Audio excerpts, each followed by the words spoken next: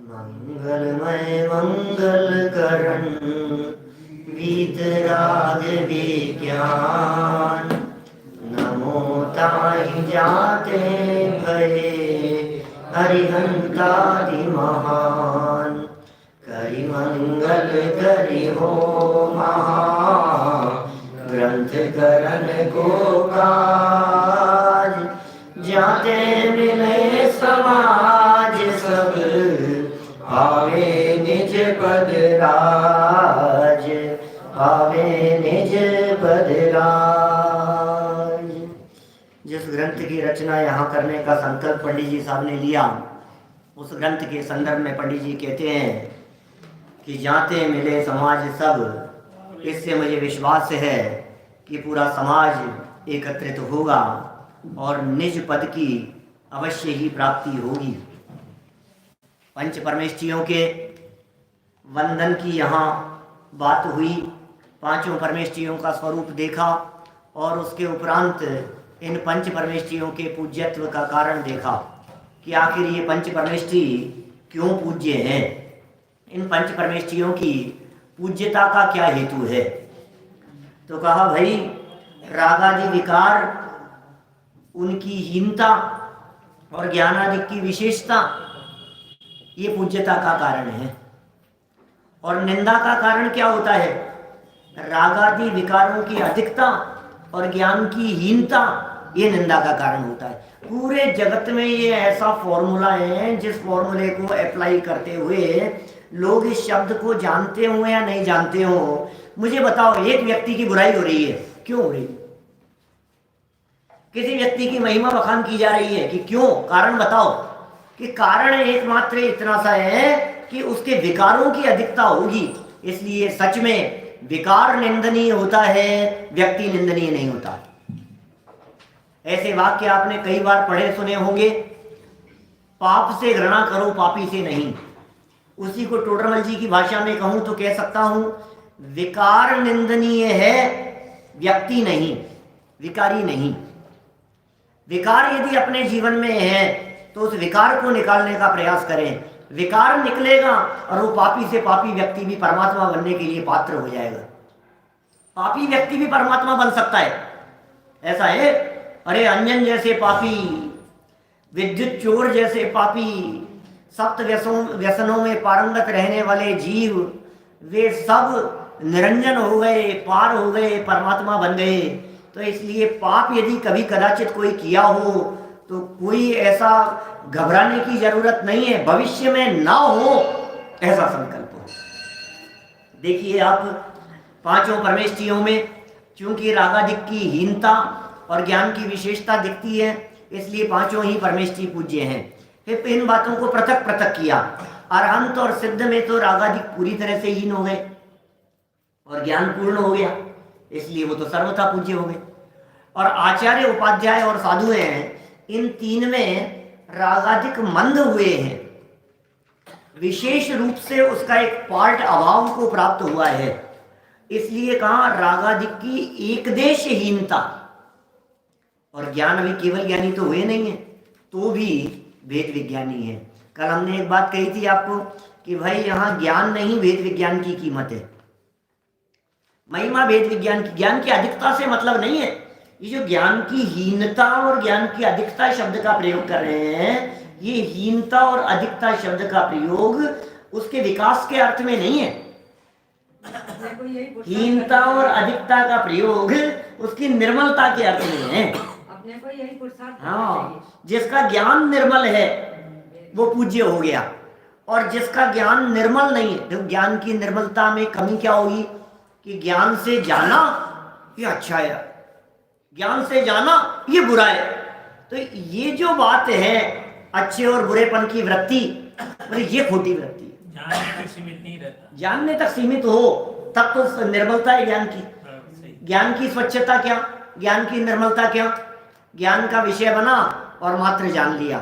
पीछे आचार्य उपाध्याय साधुओं के स्वरूप बतलाते हुए टोडरमल जी ने कहा था, जानकर इष्ट अनिष्ट पूर्वक राग द्वेष नहीं करते।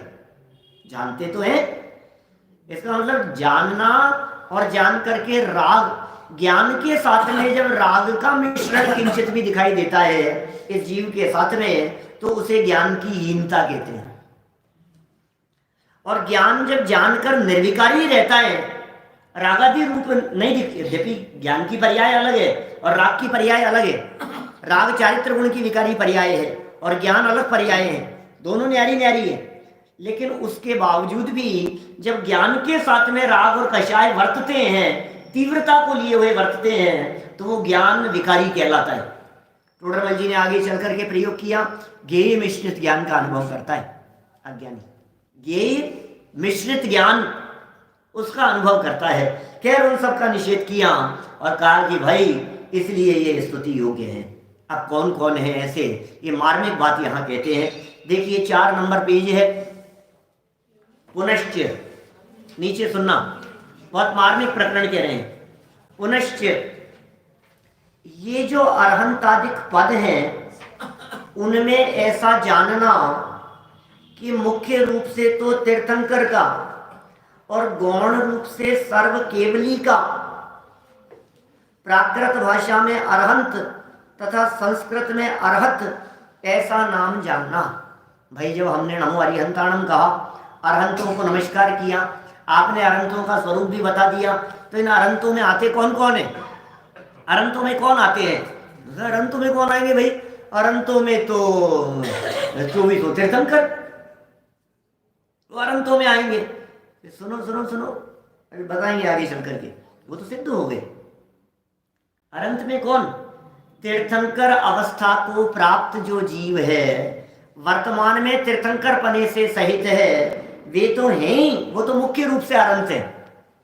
जिस समय तीर्थंकर अवस्था रूप से मौजूद हो, 13वें 14वें मस्तान भर्ती सीमंदर आदि, वो आगे चल करके करेंगे, वो अलग बात है, इसलिए नाम घोषित नहीं कर रहा हूं मैं। अभी क्या कह रहे हैं? मुख्य रूप से तो जो जीव तीर्थंकर हैं वो अरहंत हैं, लेकिन इनके अलावा भी अरहंत होते हैं। अरहंत और तीर्थंकर, सुनो, जो जो तीर्थंकर होते हैं वे सब नियम से अरहंत होते हैं, लेकिन जो जो अरहंत होते हैं वो सब तीर्थंकर नहीं होते। बहुत सारे ऐसे हैं गौण रूप से सर्व केवली। आप जानते हैं 7 प्रकार के केवली कहे, केवलियों के 7 प्रकार कहे हैं जिनागम में। एक होते हैं पंच कल्याणक वाले तीर्थंकर, एक होते हैं 3 कल्याणक वाले तीर्थंकर, एक होते हैं 2 कल्याणक वाले तीर्थंकर। 3 प्रकार तो केवलियों के ये कहे। एक कहा सातिशय केवली। सातिशय केवली कौन होते हैं? सातिशय केवली वे होते हैं जिनके तीर्थंकरों के समान बड़ी सभा तो नहीं लगती, लेकिन छोटी सभा लगती है, गंधकुटी होती है जिनके, सातिशय केवली भी कहलाएंगे। बिल्कुल, वे सब अरहंत आप्त कहलाते हैं जिनकी वाणी खिरती है। मुख्य रूप से तीर्थंकरों के लिए आप्त कहा जाता है। गौण रूप से जिनकी वाणी खिरती है उन्हें आप्त कहते हैं। तो हम क्या बता रहे हैं आपको? 3 प्रकार के तो केवली हो गए, 2 कल्याणक, 3 कल्याणक और पंच कल्याणक वाले, ठीक है। चौथा प्रकार हमने बतलाया सातिशय केवली। सातिशय केवली कौन? जिन्हें केवल ज्ञान होते ही गंधकुटी लग गई और छोटी सी सभा लग गई और देवगति के जीव उनका भी उपदेश सुनने के लिए आ गए, उनकी वाणी गिरने लगी। याद रखना, पूछ सकता हूं ना। सातिशय केवली हो गए। एक है सामान्य केवली। इन सामान्य केवलियों को कहते हैं मूक केवली भी। माने सामान्य केवली और मूक केवली, इनमें क्या फर्क है? सामान्य और मूक केवलियों में एक ही है, कोई फर्क नहीं है। सामान्य केवली और मूक केवली एक ही, इनकी वाणी नहीं खिलती, ये मौन रहते हैं। केवल ज्ञान हो गया, अरहंत बन गए, अब मौन है। एक होते हैं उपसर्ग केवली। उपसर्ग केवली कौन? कि उपसर्ग के काल में जिन्हें केवल ज्ञान की प्राप्ति हो गई हो, वे उपसर्ग केवली। आपको मालूम है पार्श्वनाथ स्वामी भी उपसर्ग केवली है। पार्श्वनाथ स्वामी उपसर्ग हो रहा था उनके ऊपर, और उपसर्ग होते होते उस उपसर्ग के समय में ही उन्हें केवल ज्ञान हो गया, उपसर्ग केवली है। गुरुदत्त को भी कहेंगे, हाँ कह सकते हैं। अब सुनो, उपसर्ग केवलियों में ही कुछ ऐसे होते हैं जो अंतःकृत केवली होते हैं। ये सातवां प्रकार। ये अंतःकृत केवली कौन? कि उपसर्ग होने के उपरांत, उपसर्ग के काल में ही अरहंत तो हो ही गए थे, शरीर इतना क्षीण हो गया था कि वो क्षट सिद्ध हो गए अरहंत होते ही। वे अंतःकृत केवली है, माने जिनकी अरहंत अवस्था लंबी नहीं है। हाँ, गज कुमार मुनिराज हैं जैसे, वो अंतःकृत केवली हैं गज कुमार। उपसर्ग के हुआ उनका, खोपड़ी जल गई सारी, उदाहरण दिया है, चित्र लगा है, तो ये खोपड़ी जल गई पूरी। अब खोपड़ी जल गई पूरी, अब ये सब क्या हुआ? अरहंत अवस्था की प्राप्ति हो गई। बाहर में खोपड़ी जल रही है, सर जल रहा है और बिल्कुल राख हो गया है, बिल्कुल बचा ही नहीं ऊपर का हिस्सा, और अंदर में अतीन्द्रिय आनंद का स्वाद चल रहा है, अपने स्वभाव के साथ में जुड़ान नहीं छूटा और केवल ज्ञान हो गया, शरीर बचा नहीं, निर्वाण हो गया। अरहंत होती अब दशा जो भी रही हो, मैंने दो बातें कही थी। एक स्थिति ऐसी कि अरहंत होते ही जो क्षण मात्र के लिए अरहंत दशा रही, उसमें पूरा हो गया शरीर, और दूसरी ऐसी पूरा क्यों हो जाएगा, कैसे हो जाएगा, क्या जरूरत है, शरीर पूरा हो चाहे नहीं, शरीर से क्या लेना देना है। अब जो भी जैसी अवस्था थी उसमें सिद्ध अवस्था में चले गए, वे कहलाते हैं अंतःकृत केवली।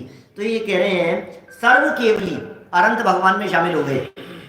प्राकृत भाषा में क्या कहते हैं उन्हें? अरहंत। अरिहंत भी कहते हैं, कहीं अरुहंत भी मिलता है। सुनो, धवला में अरिहंत और अरहंत दोनों प्रकार के शब्दों का उल्लेख मिलता है। इसलिए नमो अरिहंताणम बोले या नमो अरहंताणम बोलो, क्या करें? नमो अरिहंताणम बोले या नमो अरहंताणम, क्या करें? एक ही, कोई फर्क नहीं पड़ता है। अरहंताणम शब्द का प्रयोग किया जाता है देवों द्वारा पूजित होने के अर्थ में। अरहंताणम देवों द्वारा पूजित है। और अरिहंताणम शब्द का प्रयोग किया जाता है, अरि माने शत्रु, हंत माने नष्ट करने वाले, घाती या कर्म रूपी शत्रुओं को। ये प्रतिपक्षी शब्द का प्रयोग किया था डोडरमल जी ने, प्रतिपक्षी कर्म नष्ट हो जाने से। तो ऐसे शत्रु कर्म जिनके नष्ट हो गए उनका नाम क्या है? अरिहंत। एक मिलता है अरुहंत, अरु माने होता है बीज, तो संसार का बीज जिनका नष्ट हो गया हो वो है अरुहंत। हंत माने नष्ट कर दिया, संसार रूपी बीज जिनका नष्ट हो गया हो, इन्हें संस्कृत में कहते हैं अरहत। ये तो हुए अरिहंत अरहंत की बात हुई। तथा 14वें गुणस्थान के अनंतर समय से लेकर सिद्ध नाम जानना। अब 14 गुणस्थान होते, गुणस्थान तो पढ़ाएंगे नहीं अभी हम। 14 गुणस्थान जो होते हैं, उन 14 गुणस्थानों में 13वां और 14वां गुणस्थान अरहंत भगवान का होता है, और उसके अनंतर गैप नहीं है, इधर 14वां खत्म और सिद्ध अवस्था शुरू, सब काल भेद नहीं है उसमें। ये 14वां खत्म हुआ और इधर से सिद्ध दशा शुरू हो गई, तो उसके अनंतर समय से सिद्ध नाम जानना।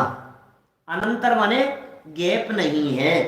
पुनश्च जिनको आचार्य पद हुआ हो, आचार्य नाम का पद जिनको दिया गया हो, वे संग में रहें अथवा एकाकी आत्म ध्यान करें, अथवा एका विहारी हो, अथवा आचार्यों में भी प्रधानता को प्राप्त करके गणधर पदवी के धारक हों, उन सब का नाम आचार्य कहते हैं।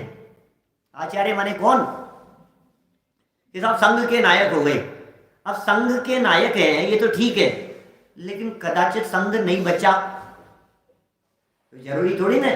अब एकाकी भी रह सकते हैं, अकेले भी रह सकते हैं, विहार भी कर सकते नहीं। जब संघ का संचालन करें तब तो आचार्य, और जब संघ का संचालन नहीं कर पा रहे हो तो ध्यान में बैठे हो तो तब भी आचार्य,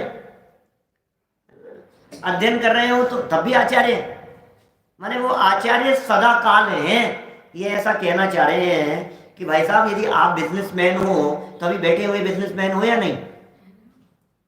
अभी तो श्रोता हो, कि एवं भूत नहीं तो कहता है कि अभी श्रोता हो क्या, लेकिन समभिरूढ़ नहीं ये कहता है कि नहीं आप अभी भी बिजनेसमैन हो, क्योंकि बिजनेसमैन के अर्थ में रूढ़ हो गए हैं।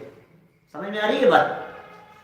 कोई शब्द किसी के अर्थ में रूढ़ हो जाता है उसको समभिरूढ़ नहीं कहा जाता। भी कह रहे हैं, देखो आगे पढ़ेंगे अपन बात। ये क्या हो गया?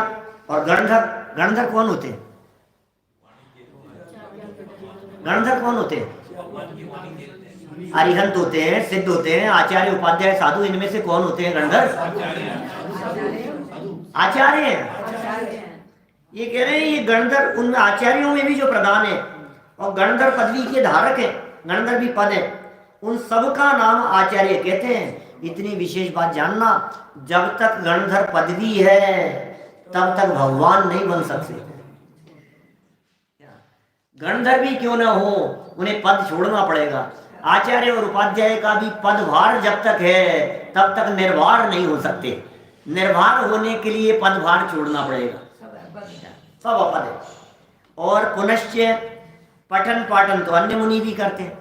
अब देखना कितनी मार्मिक बात कह रहे हैं। आपने कहा साहब पठन पाठन के अधिकारी होते हैं, वे उपाध्याय होते हैं, और भी करते हैं, परंतु जिनको आचार्यों द्वारा दिया गया उपाध्याय पद प्राप्त हुआ हो, आचार्यों ने जिनको उपाध्याय पद दिया हो, वे आत्म ध्यानादि कार्य करते हुए भी उपाध्याय ही नाम पाते हैं।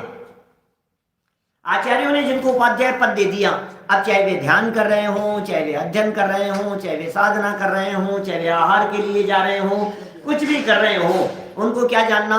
उपाध्याय।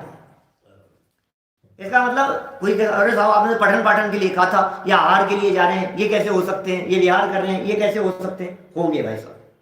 तथा जो पदवी धारक नहीं है वे सर्व मुनि साधु संज्ञा के धारक जानना। जिनको किसी प्रकार का कोई पद नहीं है वे सारे के सारे मुनि साधु संज्ञा के धारक हैं, उन्हें साधु जानना चाहिए। अब गजब बात कह रहे हैं, सुनना। यहाँ ऐसा नियम नहीं है, पेज नंबर 5 पे मोक्ष मार्ग प्रकाशक, यहाँ ऐसा नियम नहीं है कि पंचाचारों से आचार्य पद होता है। सुनो, आप जगत में आप लोगों से पूछोगे ना आचार्य किसे कहते हैं, बोले पंचाचारों का पालन करते हैं। उपाध्याय किसे कहते हैं, बोले पठन पाठन से उपाध्याय पद होता है। और मूल गुणों के साधन से साधु पद होता है। ऐसा नहीं है, ऐसा नहीं है। समझ में आ रही है बात? माने आचार्यों के पालन करते हैं आचार्य, पठन पाठन करते हैं उपाध्याय, साधना करते हैं साधु, लेकिन इससे ही आचार्य उपाध्याय साधु पद हो ऐसा नहीं है, क्योंकि ये क्रियाएं तो सर्व मुनियों के साधारण हैं। सारे मुनिराज पढ़ते पढ़ाते हैं, सारे मुनिराज साधना करते हैं, आचारों का पालन करते हैं, दर्शनाचार, ज्ञानाचार, तपाचार, वीर्याचार, सब पांचों जो आचार कहे हैं ना, ये सब 5 आचार, पंचाचार, ज्ञान, दर्शन, चारित्र, उपचार, वीर्य, तप, वीर्य और तप, उपचार नहीं, तो ये 5 प्रकार के आचारों का पालन करते हैं, सब करते हैं, तब भी सब मुनिराज करते हैं। ये सबके साधारण है, परंतु शब्द नय से उनका अक्षरार्थ वैसा किया जाता है। शब्द नय पता है क्या कहता है? शब्द नय कहता है शब्दों को देख रहा है। आचार्य किसे कहें? आचारों का पालन करने वाले। उपाध्याय, अध्याय है ना, तो अध्ययन जो करे करावे वो उपाध्याय। साधु, साधु साधना से बनता है, तो साधु कौन? जो साधना करे वो साधु। शब्द नाम का एक नय है, नय कहते हैं दृष्टिकोण को, विवक्षा को। ये शब्द नय ऐसा है, उसकी अपेक्षा से मुख्यता से ऐसा कहा जाता है। लेकिन जो समभिरूढ़ नय है ना, उससे पदवी की अपेक्षा ही आचार्य अधिक नाम जानना। अभी शब्द नय क्या होता है, समभिरूढ़ नय क्या होता है, क्या साहब थोड़ा सा उपयोग एकाग्र करके समझना पड़ेगा आपको। शब्द नय क्या होता है? शब्दों को पकड़े वो शब्द नय, शब्द मात्र से, शब्द से ही अर्थ लगाए वो शब्द नय। समभिरूढ़ नय ये कहता है जो जिसके अर्थ में प्रसिद्ध हो गया हो उसका प्रयोग उसके अर्थ में करना। क्या? जैसे जैसे बताओ आप, क्या बहुत सारे प्रयोग हो सकते हैं? मास्टर जी, हमने यहाँ कहा मास्टर जी, तो मास्टर जी किसके अर्थ में प्रसिद्ध है? और हमने कहा जैन साहब, तो जैन साहब इनके अर्थ में प्रसिद्ध हो गया, तो बोलो जैन तो सभी है क्या? दूसरे जैन नहीं है क्या? लेकिन इनके अर्थ में रूढ़ हो गया वो। जगत में ऐसे लोग होते हैं ना, दादा अर्थ प्रसिद्ध हो गया, ये तो दादा है, दादा ऐसा कहते हैं, तो आप क्या समझते हैं? जब हम कहते हैं गुरुदेव ऐसा कहते हैं, तो आप क्या समझते हैं उसका अर्थ? जगत में ऐसे होते हैं ना, ये मामा जी है, जगत मामा है, ये चाचा जी हैं, ये जगत चाचा जी है, सारी दुनिया इनको चाचा जी कह करके पुकारती है।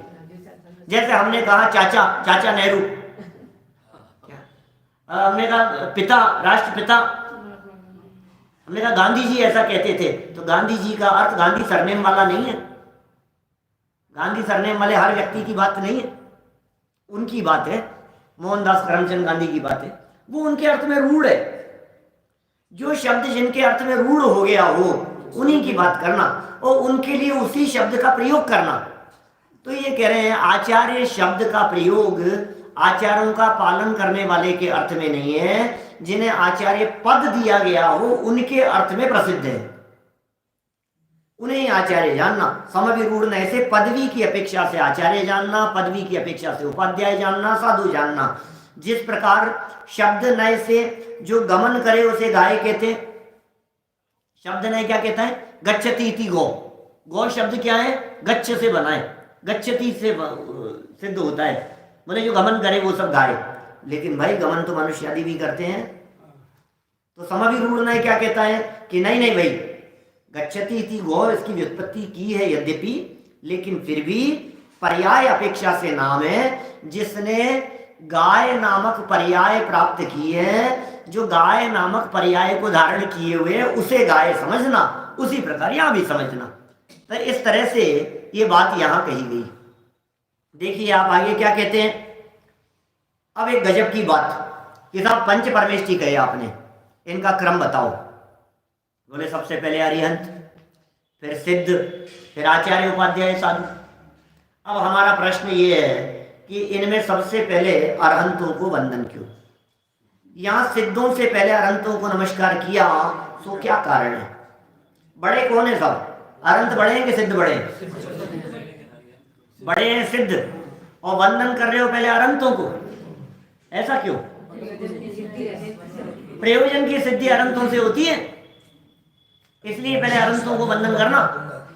ये कह रहे हैं आगे, ऐसा संदेह उत्पन्न होता है, उसका समाधान यह है कि नमस्कार करते हैं तो अपना प्रयोजन सदने की अपेक्षा करते हैं। नमस्कार क्यों किया जाता है किसी को भी? बोले प्रयोजन सदने की अपेक्षा से नमस्कार किया जाता है। आपका क्या प्रयोजन है? तो अरहंतों से उपदेश आदि का प्रयोजन विशेष सिद्ध होता है, इसलिए पहले नमस्कार किया है। सिद्धों से पहले अरहंतों को नमस्कार क्यों किया? क्योंकि अरहंतों से अपना प्रयोजन सिद्ध होता है। प्रयोजन क्या है भाई साहब आपका? बोलो, प्रयोजन क्या है? सिद्ध बनने का प्रयोजन है, सुखी होने का प्रयोजन है, कुछ सीखने का प्रयोजन है, कुछ समझने का प्रयोजन है। अरहंत भगवान एकमात्र ऐसे हैं, उन्हें यदि हटा दिया जाए तो सारा जैन शासन का महल ढह जाए। अकेले अरहंत हैं, सबसे फर्स्ट नंबर पर है अरहंत। ये सब सिद्ध बड़े होते हैं कि बड़े होते होंगे, सिद्ध होते हैं ये कौन बताएगा? अरहंत नहीं होंगे तो सिद्धों का परिचय कौन कराएगा? अरिहंत नहीं होंगे तो कौन जानेगा कि सिद्ध भी होते हैं? सिद्ध बनने का मार्ग कौन बतलाएंगे? सिद्धों से मिलान कौन करवाएंगे? सिद्धों से परिचय कौन कराएंगे? बोले अरिहंत। इसलिए अरहंतों को वंदन करते हैं पहले। सिद्ध अशरीरी होते हैं, सिद्ध अशरीरी होते हैं, सिद्धों के शरीर नहीं होता, सिद्ध मुक्त होते हैं, परम मुक्ति की प्राप्ति हो गई है, उनका उपदेश नहीं होता, उनकी वाणी नहीं होती, उनके शरीर ही नहीं होता, वे लोक के अग्रभाग में जाकर के अदृश्य अमूर्तिक अनंत काल के लिए विराजमान है, वे सिद्ध हैं। जिनके सर्व कार्य सिद्ध हो गए हों वे सिद्ध हैं। तो सिद्ध भगवान जो भी होते हैं वे सिद्ध भगवान यद्यपि बड़े हैं तो भी वे कुछ बोलते नहीं, वो कुछ बताते नहीं है, उनका परिचय अरहंत कराते हैं, इसलिए अरहंतों को पहले नमस्कार किया गया। बहुत बातें हैं, सारी द्वादश अंग में जिनवाणी, पूरा संग, पूरे वस्तु स्वरूप की चर्चा, हम सुखी कैसे हो सकते हैं, अतीन्द्रिय आनंद ही सच्चा सुख है, विषयों में सुख नहीं है, ये बातें बताने वाले कौन है? अरिहंत। वो प्रसिद्ध पंक्तियां है ना, गुरु गोविंदो खड़े काके लागू पाए, बलियारी गुरु आपकी गोविंदियो बताए। गुरु और गोविंद माने परमात्मा, एक तरफ गुरु है और एक तरफ भगवान है, दोनों खड़े हुए हैं। बोलो किसको वंदन करें? पहले दोनों साथ में खड़े हुए हैं, तीन लोग हैं, एक शिष्य है, एक गुरु है और एक भगवान है, 3 लोग रोड पर खड़े हुए हैं चौराहे पर, क्या, या एक तरफ गुरु है और एक और कोई सज्जन उनके साथ में खड़े हुए हैं, 2 व्यक्ति खड़े हुए हैं। तो शिष्य आते ही पहले किसको वंदन करे, बोलो?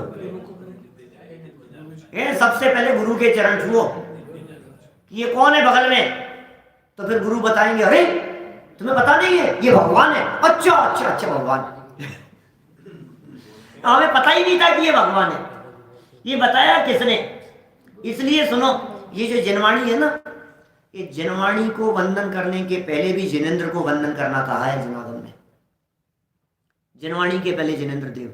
शास्त्र सभा यदि कहीं चल रही हो तो उस चलती हुई शास्त्र सभा में पहले भगवान को वंदन करके आओ, पहले जिनेंद्र देव के दर्शन करके आओ, बाद में शास्त्र सभा में आकर के बैठो, ऐसा विधान कहते हैं हमारे यहाँ।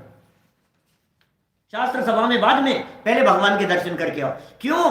क्योंकि भगवान की कही हुई वाणी है, पहले भगवान है बाद में उनकी वाणी है। भगवान कोई के प्रति महिमा नहीं होगी तो उनकी वाणी के प्रति महिमा कैसे होगी? ये लिखा चर्चा संग्रह में। तब एक बात और बताओ, साथ बताया आपने केवल ज्ञानी, तो अनुबद्ध केवल ज्ञानी कहाँ गया? अनुबद्ध केवली तो अलग है, अनुबद्ध तो उनके क्रम की अपेक्षा से बात का है। बहुत सुंदर प्रश्न किया। अनुबद्ध केवली होगा, क्या होगा साहब? अनुबद्ध केवली भी तो है, आप तो 7 प्रकार के गए। अनुबद्ध केवलियों की चर्चा पता है वो क्यों पूछ रहे हैं? क्योंकि वो मथुरा से मोक्ष गए हैं। कौन?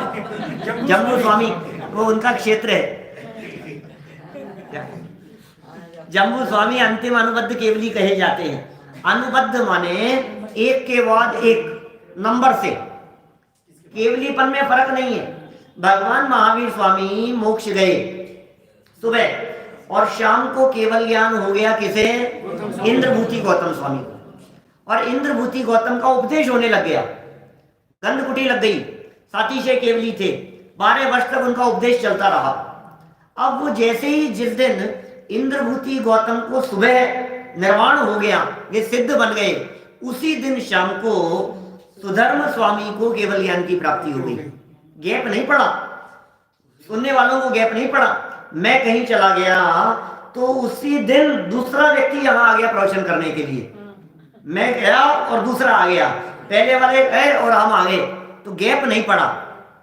पर कहते हैं ना टोडरमल जी के इस मंदिर के संदर्भ में कि 300 साल हो गए साहब इस मंदिर को लगभग बने हुए, और 300 साल में कभी यहां प्रवचन श्रृंखला बंद नहीं हुई, कभी बंद नहीं हुई, 12 महीना चलती है।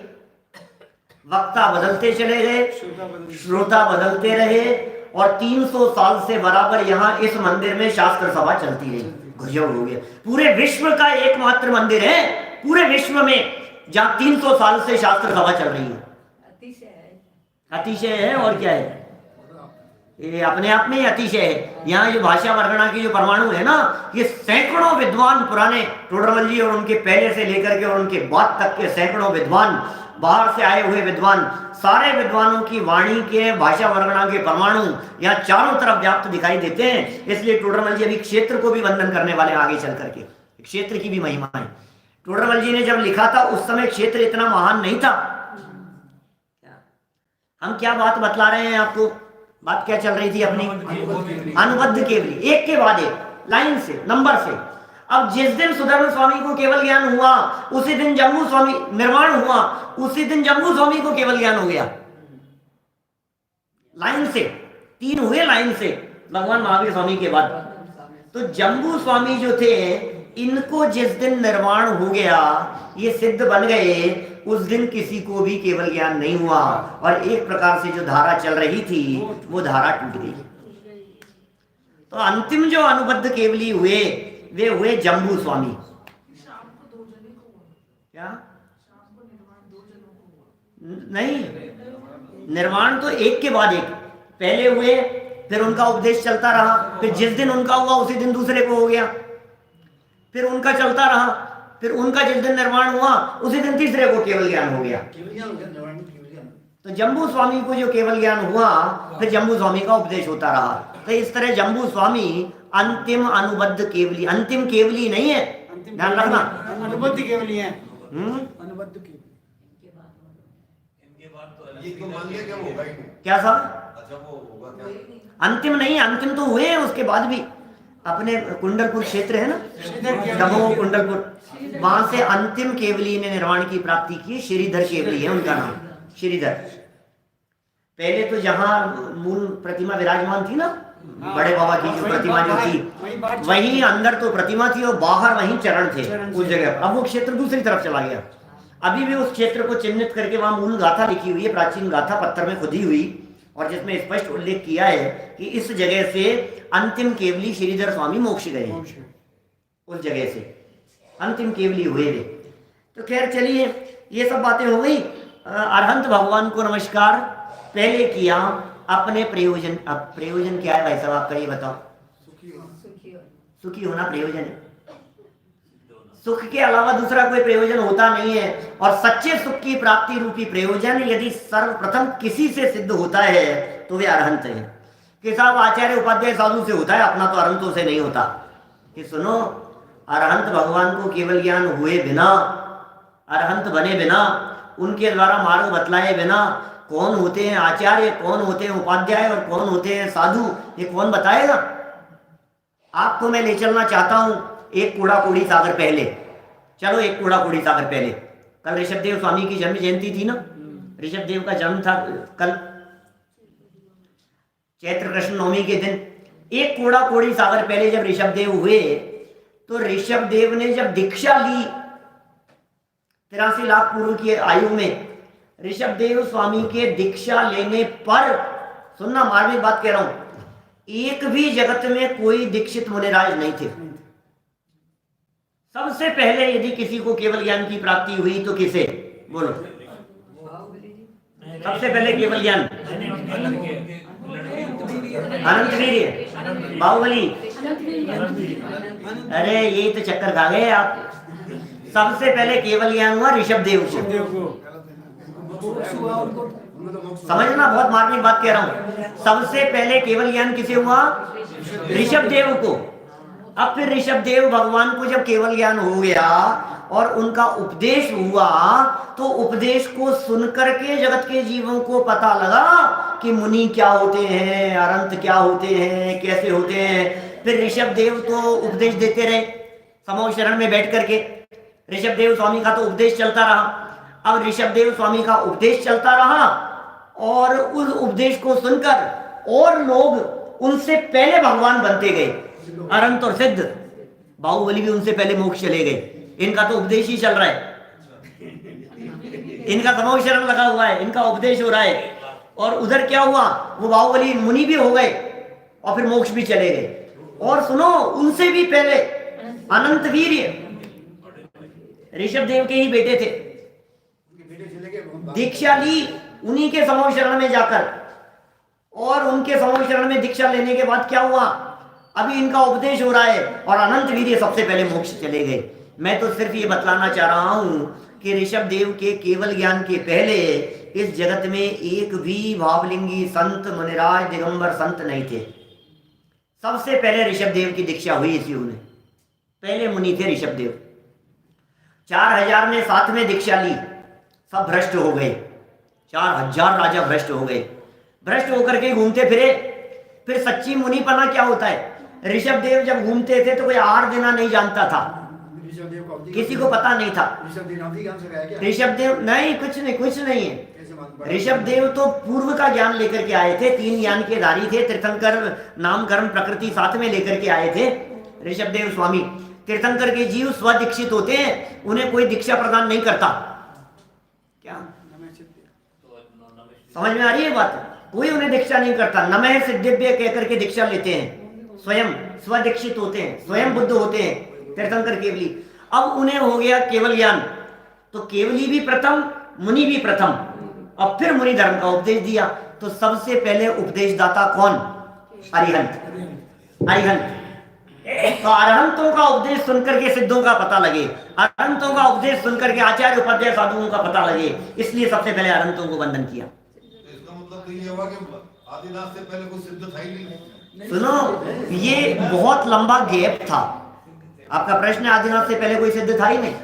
सुनिए, इससे पहले भी 24 हुई है, भूतकालीन 24, 18 कोड़ा कोड़ी सागर, लेकिन 18 है कोड़ा कोड़ी सागर का गैप है।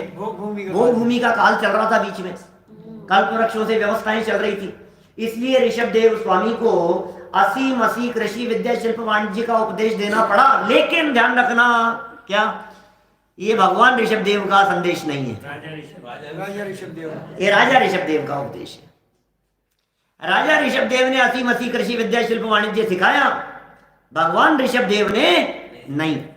ये बात मैंने राजस्थान जैन सभा ने एक आयोजन रखा था ऋषभ देव जयंती का, उसमें बुलाया था, अब तो आयोजन ही बंद कर दिए उन्होंने। विचार गोष्ठी रखी थी वहां चैम्बर ऑफ कॉमर्स में, उन्होंने संदेश बात पाई। तो वहां हमने इस बात को बतलाया मुख्य रीति से सबके बीच में। मैंने कहा सुनो, विषय तो उन्होंने रखा था भगवान ऋषभ देव की शिक्षाएं, ये विषय था। तो दो वक्ता और थे, तो उन्होंने दो ऋषभ देव की शिक्षाएं बतले। हमने कहा ये ऋषभ देव भगवान की शिक्षा है ही नहीं, ऋषभ देव भगवान की शिक्षा है वीतरागता। ऋषभ देव भगवान की शिक्षा है वैराग्य, ध्यान, साधना का उपदेश, संयम का उपदेश, तप का उपदेश, स्वाध्याय का उपदेश, पढ़ो समझो, 6 द्रव्य 7 तत्व, ये ऋषभ देव भगवान का उपदेश है।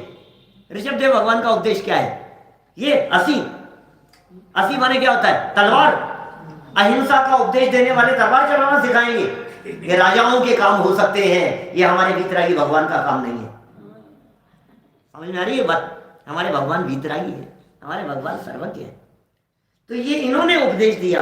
हम ये कहना चाह रहे हैं, जगत के जीवों के सच्चे सुख रूपी प्रयोजन की सिद्धि कराने वाले होने से अरहंतों को पहले वंदन किया जाता है।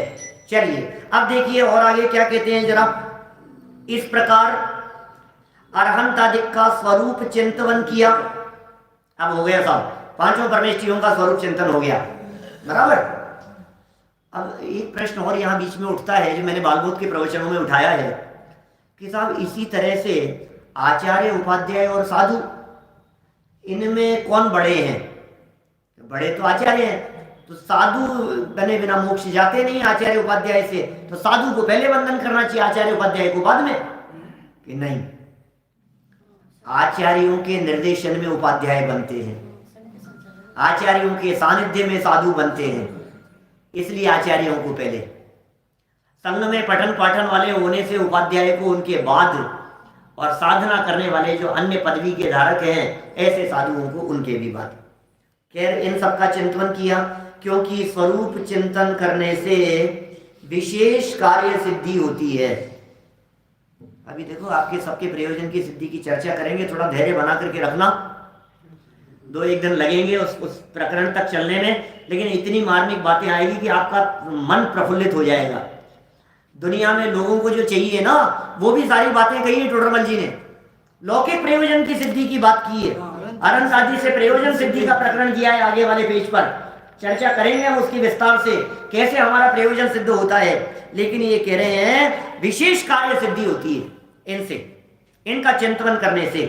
पुनश्च इन अरहंत आदि को पंच परमेष्ठी कहते हैं।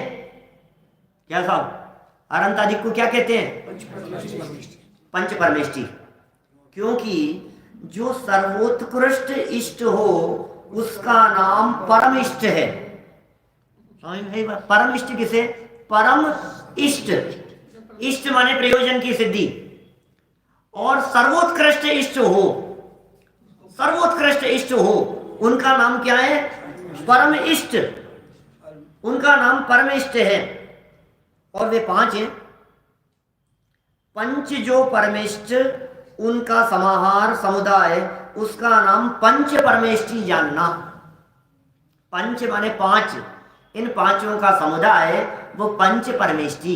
आपने बालबोध में ऐसी परिभाषा दी है, परमेष्ठी किसे कहते हैं बताओ? जो परम पद में स्थित हो उन्हें परमेष्ठी कहते हैं। और परम पद क्या है? ये 5 पद है, अरिहंत, सिद्ध, आचार्य, उपाध्याय, साधु, ये पंच परमेष्ठी है। भाई साहब सुनो, नमोकार मंत्र को महामंत्र क्यों कहा? नमोकार मंत्र को सर्वश्रेष्ठ मंत्र क्यों कहा? नमोकार मंत्र में किसी व्यक्ति को नमस्कार नहीं है। ये ऐसा कैसा मंत्र है? ओम ह्रीम श्रीम क्लीम अरहम ऋषभ देव तीर्थंकराय, ऐसे जो मंत्र हैं उसमें ऋषभ देव को वंदन किया। समझ में आ रही है? और समझ लो आप ओम ह्रीम श्री शांतिनाथाय जगत शांति कराय सर्वोपद्र शांतिम कुरु कुरु ह्रीम नमः स्वाहा। क्या तो शांतिनाथ भगवान को नमस्कार किया। महावीराय नमः, पार्श्वनाथाय नमः, मुनि सुव्रतनाथ तीर्थंकराय नमः। एक एक तीर्थंकर को वंदन किया ना, एक एक मंत्र में। ये वो मंत्र है जिसमें नमो अरिहंताणम कहा तो अकेले अरहंत नहीं, अरहंत नाम के व्यक्ति नहीं, अरहंत नाम के तीर्थंकर नहीं, तीन लोग तीन काल में जितने अरहंत पद के धारक हैं सबको एक शब्द में वंदन हो गया। इसलिए ये महामंत्र है, व्यक्ति विशेष को नमस्कार नहीं। सिद्ध 5 तरह की पदवियां हैं, जिन जिन के ये 5 पदवियां हो उन सबको हमारा वंदन है, इसलिए इसे महामंत्र कहा गया, नमोकार मंत्र को। एक कारण, दूसरा एक और हेतु बतलाया था। बोलो कौन बतलाएगा? बोलो। इसमें कोई डिमांड नहीं की, शाबाश बच्चा, कितना सुंदर बात कही इसने। क्या बोला? इसमें कोई डिमांड नहीं की गई, इसमें कोई मांगा नहीं गया है। सर्व शांतिम कुरु कुरु, सारे जगत में शांति की करो ऐसी कामना है। इस नमोकार महामंत्र में कोई कामना नहीं है, कोई डिमांड नहीं है, कुछ मांगा नहीं गया है, इसलिए ये महामंत्र है। एक तो किसी व्यक्ति को नमस्कार नहीं है और दूसरा इसमें किसी की डिमांड नहीं है, इसलिए ये महामंत्र है। और इसमें समाहित जो 5 पद हैं वे परम इष्ट हैं, इनसे हमारा भला होता है, इनसे हमारा कल्याण होता है।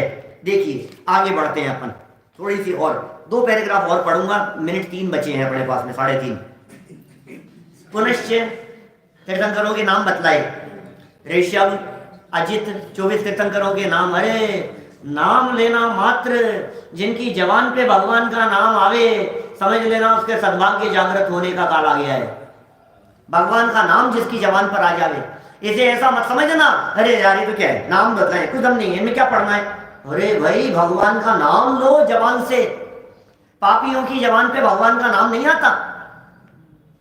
भगवान का नाम ऋषभ, ऋषभदेव, अजित, संभव, अभिनंदन, सुमति, पद्मप्रभ, सुपार्श, चंद्रप्रभ, पुष्पदंत, शीतलनाथ, श्रेयांसनाथ, वासुपूज्य, विमलनाथ, अनंतनाथ, धर्मनाथ, शांतिनाथ, कुंथनाथ, अरनाथ, मल्लीनाथ, मुनिसुव्रत, नमीनाथ, नेमिनाथ, पार्श्वनाथ, वर्तमान नाम के धारक 24 तीर्थंकर, ये सब नाम बतलाए। ये 24 तीर्थंकर इस भरत क्षेत्र में वर्तमान धर्म तीर्थ के नायक हुए हैं। ये सब धर्म तीर्थ के नायक हैं, वर्तमान धर्म तीर्थ के नायक हैं।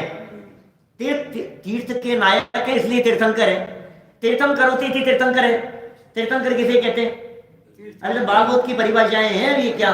बालबोध 3 साल पहले चलाया था अपन, पूरे 3 साल हो गए। आज कितनी तारीख है? 18 है, पूरे 3 साल हो गए।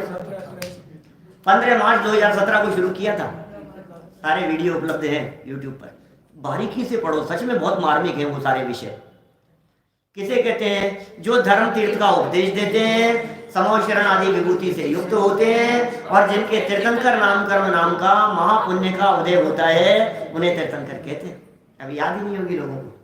धर्म तीर्थ के नायक, गर्भ जन्म तप ज्ञान निर्वाण कल्याणकों में इंद्रादिकों द्वारा विशेष पूज्य होकर अब सिद्धालय में विराजमान है, उन्हें हमारा नमस्कार हो। सिद्धालय में जाकर के विराजमान हो गए। इसका मतलब 24 तीर्थंकर वर्तमान में कौन से परमेष्ठी हैं? बोलो। भगवान महावीर कौन से परमेष्ठी में शामिल है? सिद्ध परमेष्ठी में। और आज से यदि 2600-2700 वर्ष पहले पूछे हम, 2700 वर्ष पहले बतलाओ भगवान महावीर स्वामी कौन से परमेष्ठी में थे? अनंत परमेष्ठी में। 2700 वर्ष पहले साधु भी नहीं थे, परमेष्ठी नहीं थे। 2600 साल पहले तो जन्म हुआ था उनका।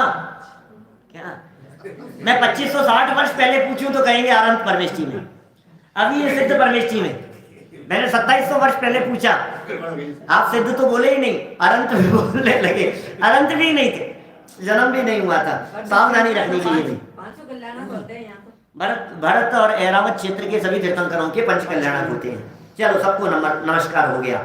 आगे पुनश्च सीमंधर, युगमंधर, बाहु, सुबाहु, संजातक, स्वयंप्रभ, बृहस्पति, अनंतवीर्य, सूर्यप्रभ, विशाल कीर्ति, वज्रधर, चंद्रानंद, चंद्रबाहु, भुजंगम, ईश्वर, नेमिप्रभ, वीरसेन, महाभद्र, देवयश, अजित वीर्य नाम के धारक 20 तीर्थंकर पंचमेरु संबंधी विदेश क्षेत्रों में वर्तमान में अभी आज की तारीख में, जैन साहब आज की तारीख में केवल ज्ञान सहित विराजमान है, अभी विराजमान है वहां, उन्हें हमारा नमस्कार हो।